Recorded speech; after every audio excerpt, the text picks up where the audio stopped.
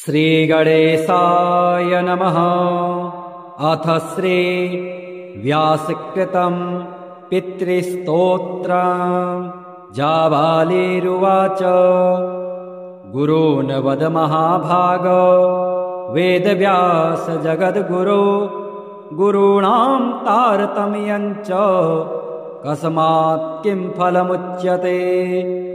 व्यास उवाच माता पिता गुरुः श्रेयान् ज्येष्ठभ्राता पितामहः श्वशुरो मातुलश्चैव तथा मातामहः स्मृतः। पितुर्ज्येष्ठः कनिष्ठश्च भ्राता ज्येष्ठा निजस्वसा पितुः स्वसा जनन्याश्च स्वसा गुरुजनः स्मृतः। पत्न्यः पितामहादीनां तथैव गुरुवः स्मृतः। एतेषु हि पिता श्रेयान् गुरुरेव महागुरुः। पिता धर्मः पिता स्वर्गः पिता हि परमं तपः।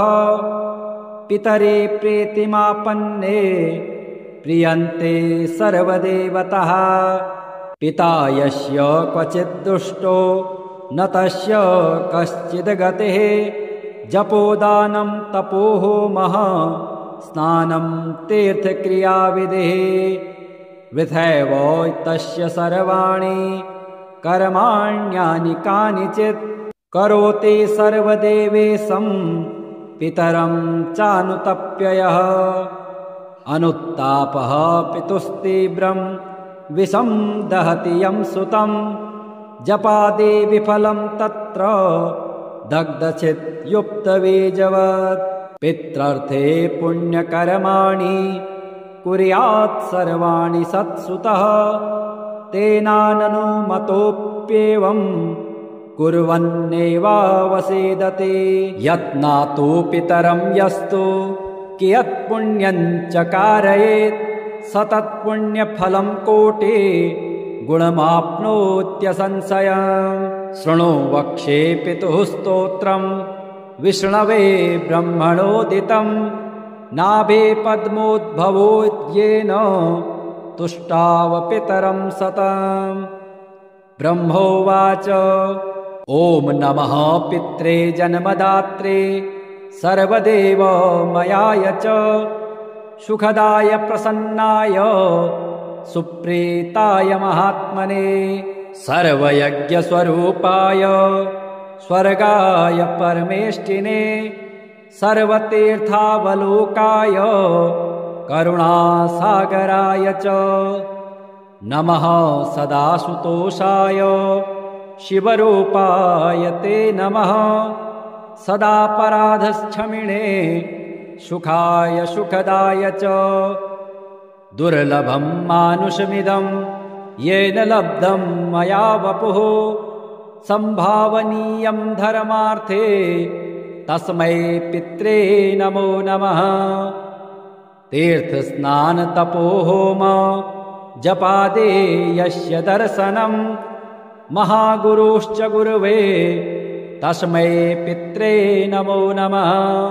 यस्य प्रणामस्तवनात् कोटिशः पितृतर्पणम्।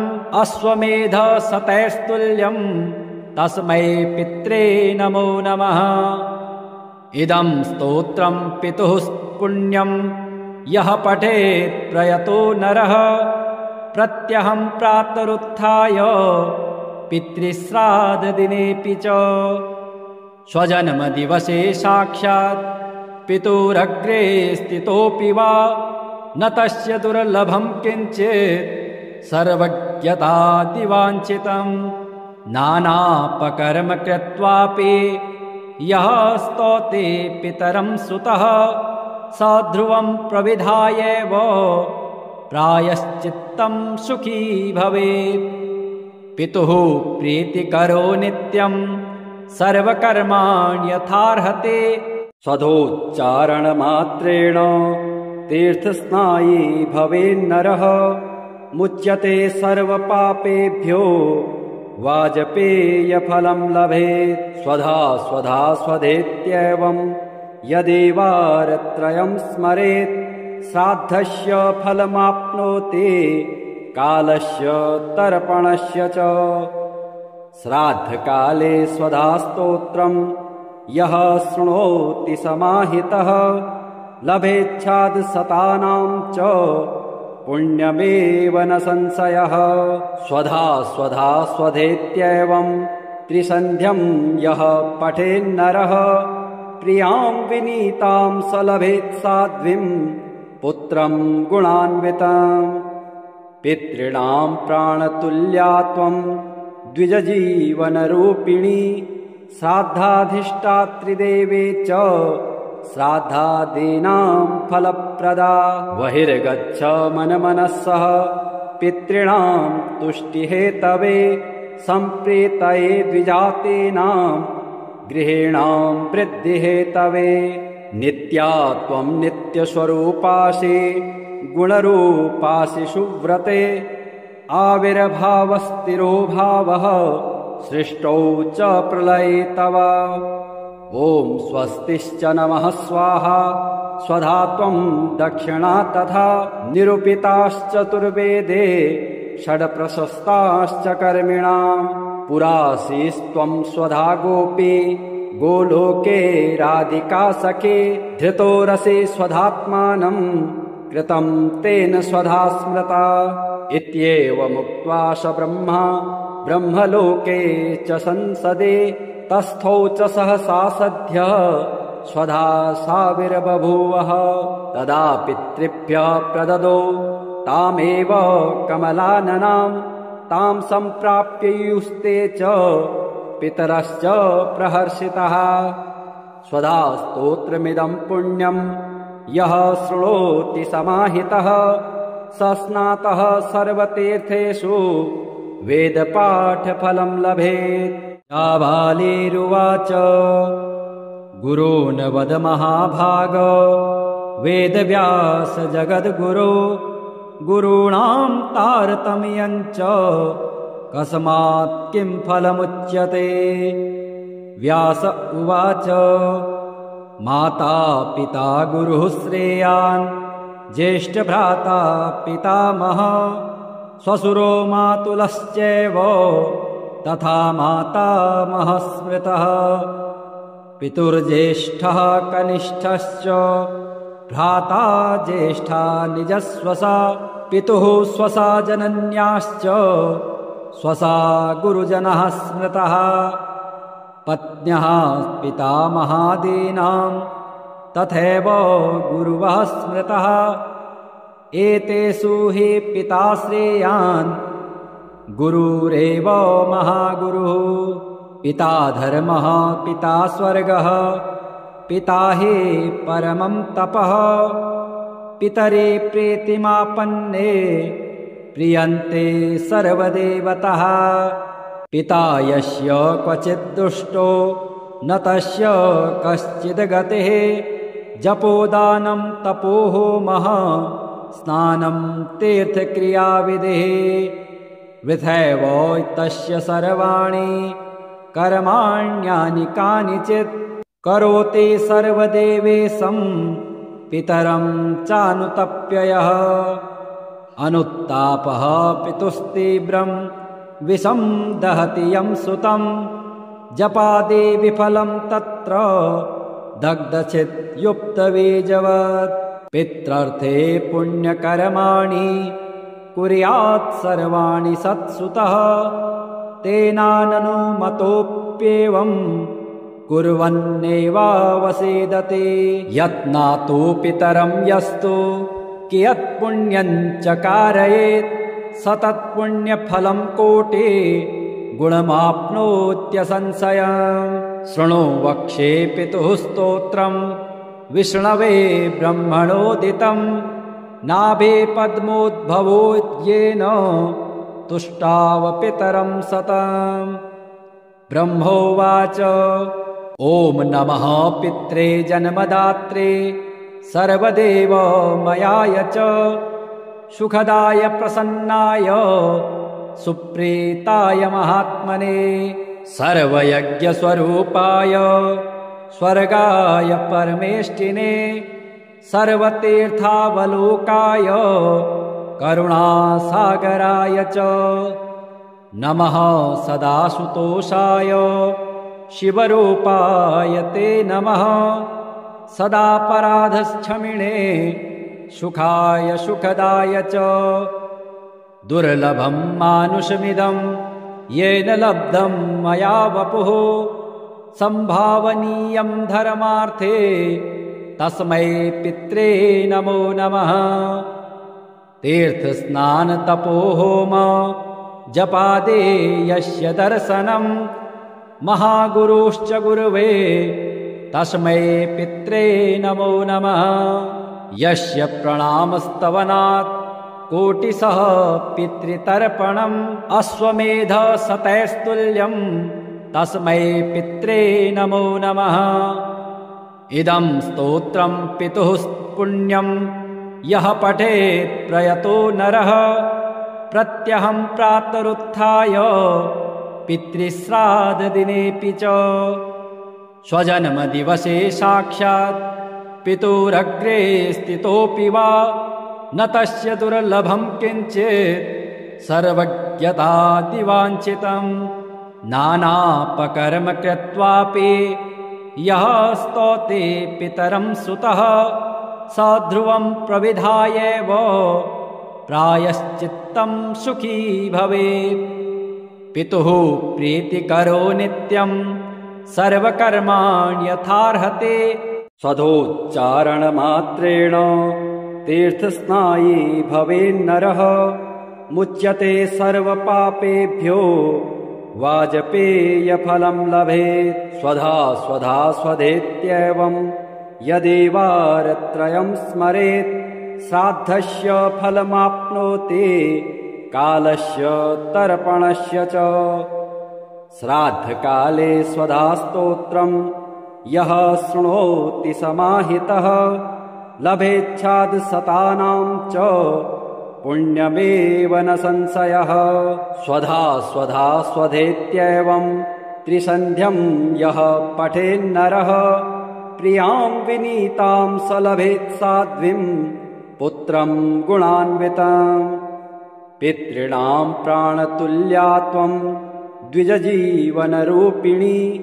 श्राद्धाधिष्ठात्रिदेवे च श्राद्धादीनां फलप्रदा बहिर्गच्छ मनमनस्सः पितॄणां तुष्टिहेतवे सम्प्रीतये द्विजातीनां गृहीणां वृद्धिहेतवे नित्या त्वं नित्यस्वरूपासि गुणरूपासि सुव्रते आविर्भावस्थिरो भावः सृष्टौ च प्रलये तव ॐ स्वस्तिश्च नमः स्वाहा स्वधा त्वं दक्षिणा तथा निरूपिताश्चतुर्वेदे षड्प्रशस्ताश्च कर्मिणां पुरासीस्त्वं स्वधा गोपी गोलोके राधिका सखे धृतो रसे स्वधात्मानं कृतं तेन स्वधा स्मृता इत्येवमुक्त्वा स ब्रह्मा ब्रह्मलोके च संसदे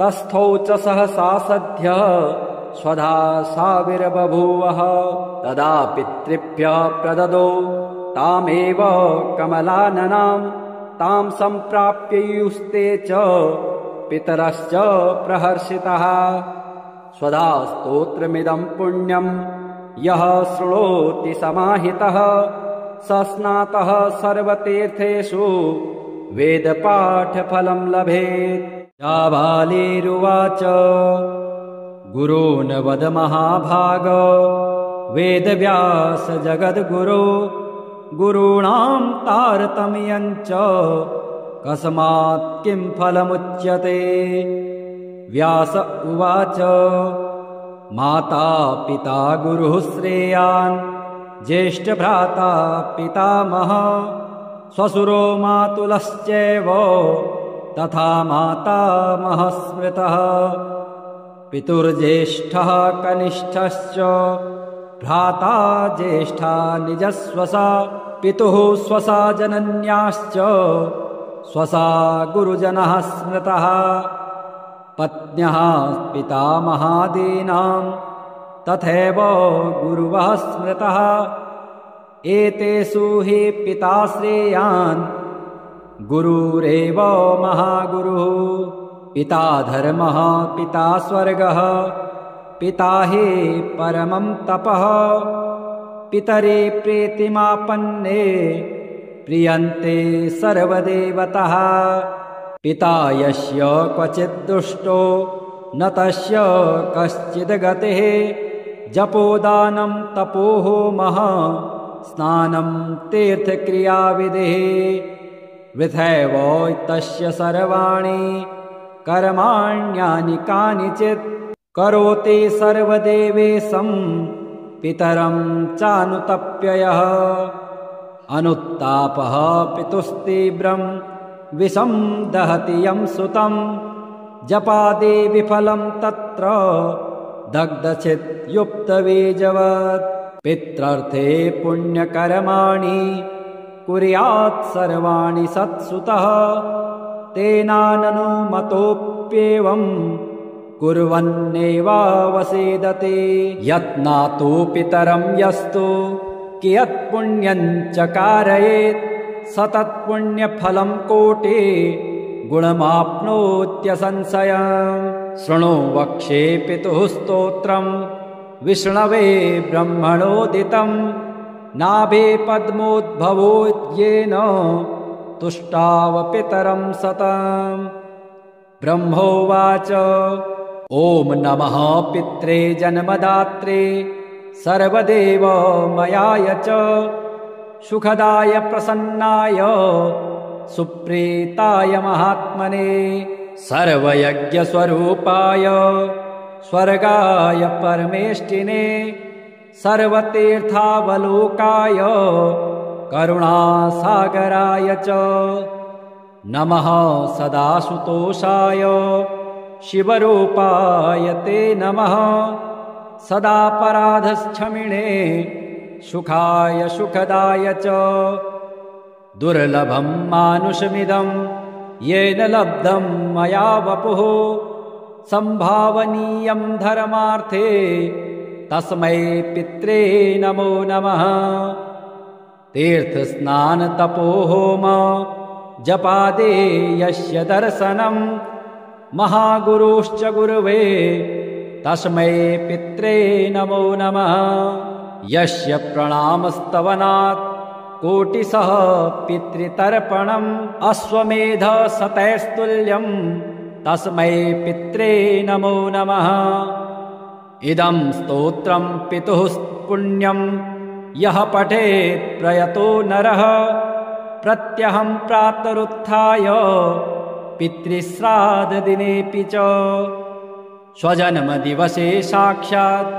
पितुरग्रे स्थितोऽपि वा न तस्य दुर्लभं किञ्चित् सर्वज्ञतादिवाञ्छितं नानापकर्म कृत्वापि यः स्तौति पितरं सुतः स ध्रुवं प्रविधायैव प्रायश्चित्तं सुखी भवेत् पितुः प्रीतिकरो नित्यं सर्वकर्माणि यथार्हते स्वधोच्चारणमात्रेण तीर्थस्नायी भवेन्नरः मुच्यते सर्वपापेभ्यो वाजपेयफलं लभेत् स्वधा स्वधा स्वधेत्येवं यदेवारत्रयं स्मरेत् श्राद्धस्य फलमाप्नोति कालस्य तर्पणस्य च श्राद्धकाले स्वधास्तोत्रं यः शृणोति समाहितः लभेच्छाद् शतानां च पुण्यमेव न संशयः स्वधा स्वधा स्वधेत्येवं त्रिसन्ध्यं यः पठेन्नरः प्रियां विनीतां स लभेत् साध्वीं पुत्रं गुणान्वितं पितॄणां प्राणतुल्या त्वं द्विजजीवनरूपिणी श्राद्धाधिष्ठात्रिदेवे च श्राद्धादीनां फलप्रदा बहिर्गच्छ मनमनः सह पितॄणां तुष्टिहेतवे सम्प्रीतये द्विजातीनां गृहीणां वृद्धिहेतवे नित्या त्वं नित्यस्वरूपासि गुणरूपासि सुव्रते आविर्भावस्थिरो भावः सृष्टौ च प्रलये तव ॐ स्वस्तिश्च नमः स्वाहा स्वधा त्वं दक्षिणा तथा निरूपिताश्चतुर्वेदे षड्प्रशस्ताश्च कर्मिणाम् पुरासीस्त्वं स्वधा गोपी गोलोके राधिका सखे धृतो रसे स्वधात्मानं कृतं तेन स्वधा स्मृता इत्येवमुक्त्वा स ब्रह्मा ब्रह्मलोके च संसदे तस्थौ च सहसा सद्यः स्वधा साविर्बभूवः तदा पितृभ्यः प्रददो तामेव कमलाननां तां सम्प्राप्ययुस्ते च पितरश्च प्रहर्षितः स्वधा स्तोत्रमिदं पुण्यं यः शृणोति समाहितः स स्नातः सर्वतीर्थेषु वेदपाठफलं लभेत् जाबालीरुवाच गुरून् वद महाभाग वेदव्यास जगद्गुरो गुरूणां तारतम्यं च कस्मात् किं फलमुच्यते व्यास उवाच माता पिता गुरुः श्रेयान् ज्येष्ठभ्राता पितामहः श्वशुरो मातुलश्चैव तथा मातामहः स्मृतः पितुर्ज्येष्ठः कनिष्ठश्च भ्राता ज्येष्ठा निजस्वसा पितुः स्वसा जनन्याश्च स्वसा गुरुजनः स्मृतः पत्न्यः पितामहादीनां तथैव गुरुवः स्मृतः एतेषु हि पिता श्रेयान् गुरुरेव महागुरुः पिता धर्मः पिता स्वर्गः पिता हि परमं तपः पितरे प्रीतिमापन्ने प्रियन्ते सर्वदेवतः पिता यस्य क्वचित् दुष्टो न तस्य कश्चिद् गतिः जपोदानं तपोहोमः स्नानं तीर्थक्रियाविधिः वृथैव तस्य सर्वाणि कर्माण्यानि कानिचित् करोति सर्वदेवेशं पितरं चानुतप्ययः अनुत्तापः पितुस्तीव्रं विषं दहति यं सुतं जपादि विफलं तत्र दग्धचित्युक्तबीजवत् पित्रर्थे पुण्यकर्माणि कुर्यात् सर्वाणि सत्सुतः तेनाननुमतोऽप्येवं कुर्वन्नेवावसेदते यत्नातु पितरं यस्तु कियत्पुण्यं च कारयेत् सतत्पुण्यफलं कोटि गुणमाप्नोत्यसंशयम् शृणु वक्षे पितुः स्तोत्रं विष्णवे ब्रह्मणोदितं नाभे पद्मोद्भवो येन तुष्टाव पितरं सतम् ब्रह्मोवाच ॐ नमः पित्रे जन्मदात्रे सर्वदेवमयाय च सुखदाय प्रसन्नाय सुप्रीताय महात्मने सर्वयज्ञस्वरूपाय स्वर्गाय परमेष्टिने सर्वतीर्थावलोकाय करुणासागराय च नमः सदाशुतोषाय शिवरूपाय ते नमः सदापराधक्षमिणे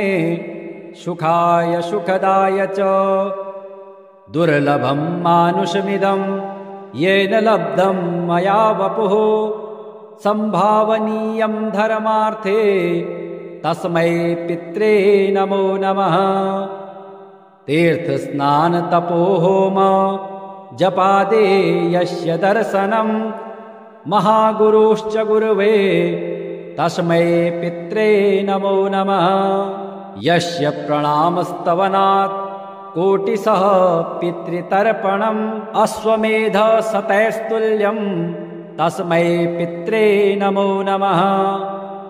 इदं स्तोत्रं पितुः पुण्यं यः पठेत् प्रयतो नरः प्रत्यहं प्रातरुत्थाय पितृश्राद्धदिनेऽपि च स्वजन्मदिवसे साक्षात् पितुरग्रे स्थितोऽपि वा न तस्य दुर्लभं किञ्चित् सर्वज्ञतादिवाञ्छितम् नानापकर्म कृत्वापि यः स्तौति पितरं सुतः स ध्रुवं प्रविधायैव प्रायश्चित्तं सुखी भवेत्। पितुः प्रीतिकरो नित्यं सर्वकर्माणि यथार्हते स्वधोच्चारणमात्रेण तीर्थस्नायी भवेन्नरः मुच्यते सर्वपापेभ्यो वाजपेयफलं लभेत्। स्वधा स्वधा स्वधेत्येवं यदेवारत्रयं स्मरेत् श्राद्धस्य फलमाप्नोति कालस्य तर्पणस्य च। श्राद्धकाले स्वधास्तोत्रं यः शृणोति समाहितः लभेच्छादशतानां च पुण्यमेव न संशयः। स्वधा स्वधा स्वधेत्येवं त्रिसन्ध्यं यः पठेन्नरः प्रियां विनीतां स लभेत् साध्वीं पुत्रं गुणान्वितम्। पितॄणां प्राणतुल्या त्वं द्विजजीवनरूपिणी श्राद्धाधिष्ठात्रिदेवे च श्राद्धादीनां फलप्रदा। बहिर्गच्छ मनमनस्सः पितॄणां तुष्टिहेतवे सम्प्रीतये द्विजातीनां गृहीणां वृद्धिहेतवे। नित्या त्वं नित्यस्वरूपासि गुणरूपासि सुव्रते आविर्भावस्थिरो भावः सृष्टौ च प्रलये तव। ॐ स्वस्तिश्च नमः स्वाहा स्वधा त्वं दक्षिणा तथा निरूपिताश्चतुर्वेदे षड्प्रशस्ताश्च कर्मिणां पुरासीस्त्वं स्वधा गोपी गोलोके राधिका सखे धृतो रसे स्वधात्मानं कृतं तेन स्वधा स्मृता। इत्येवमुक्त्वा स ब्रह्मा ब्रह्मलोके च संसदे तस्थौ च सहसा सद्यः स्वधा साविर्बभूवः। तदा पितृभ्यः प्रददो तामेव कमलाननां तां सम्प्राप्य युस्ते च पितरश्च प्रहर्षितः।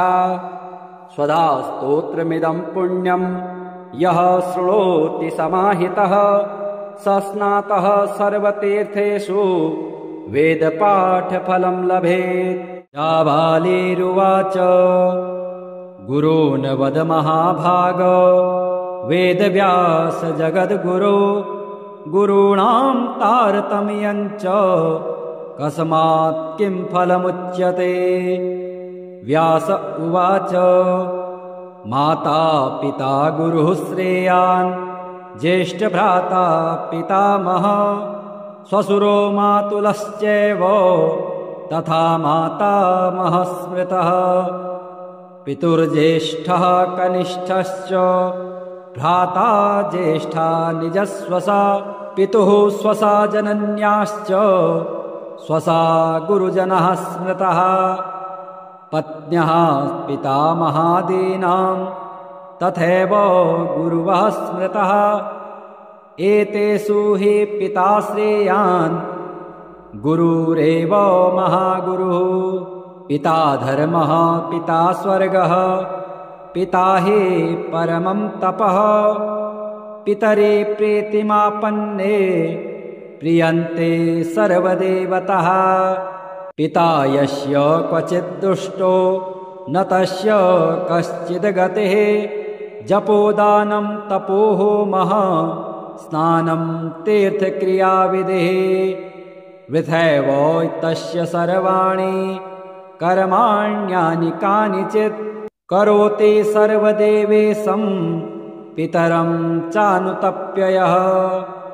अनुत्तापः पितुस्तीव्रं विषं दहति यं सुतं जपादे विफलं तत्र दग्धचित्युक्तबीजवत् पित्रर्थे पुण्यकर्माणि कुर्यात् सर्वाणि सत्सुतः तेनाननुमतोऽप्येवं कुर्वन्नेवावसेदते यत्नातो पितरं यस्तु कियत्पुण्यं च कारयेत् सतत्पुण्यफलं कोटि गुणमाप्नोत्यसंशयम् शृणु वक्ष्ये पितुः स्तोत्रं विष्णवे ब्रह्मणोदितं नाभे पद्मोद्भवो येन तुष्टाव पितरं सतम् ब्रह्मोवाच ॐ नमः पित्रे जन्मदात्रे सर्वदेवमयाय च सुखदाय प्रसन्नाय सुप्रीताय महात्मने सर्वयज्ञस्वरूपाय स्वर्गाय परमेष्टिने सर्वतीर्थावलोकाय करुणासागराय च नमः सदासुतोषाय शिवरूपाय ते नमः सदापराधक्षमिणे सुखाय सुखदाय च दुर्लभं मानुषमिदं येन लब्धं मया वपुः संभावनीयं धर्मार्थे तस्मै पित्रे नमो नमः तीर्थस्नानतपोहोम जपादे यस्य दर्शनं महागुरुश्च गुरुवे तस्मै पित्रे नमो नमः यस्य प्रणामस्तवनात्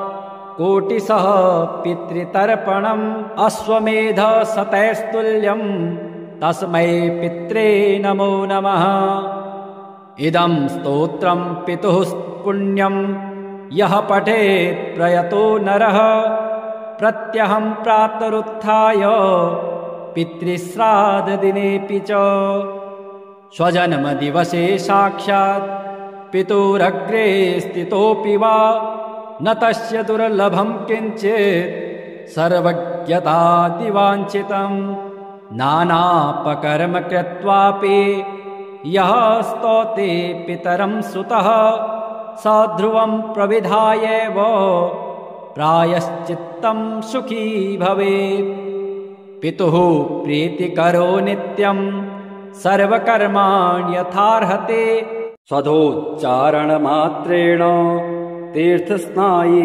भवेन्नरः मुच्यते सर्वपापेभ्यो वाजपेयफलं लभेत् स्वधा स्वधा स्वधेत्येवं यदेवारत्रयं स्मरेत् श्राद्धस्य फलमाप्नोति कालस्य तर्पणस्य च श्राद्धकाले स्वधा स्तोत्रं यः शृणोति समाहितः लभेच्छादशतानां च पुण्यमेव न संशयः स्वधा स्वधा स्वधेत्येवं त्रिसन्ध्यं यः पठेन्नरः प्रियां विनीतां स लभेत् साध्वीं पुत्रं गुणान्वितं पितॄणां प्राणतुल्या त्वं द्विजजीवनरूपिणी श्राद्धाधिष्ठात्रिदेवे च श्राद्धादीनां फलप्रदा बहिर्गच्छ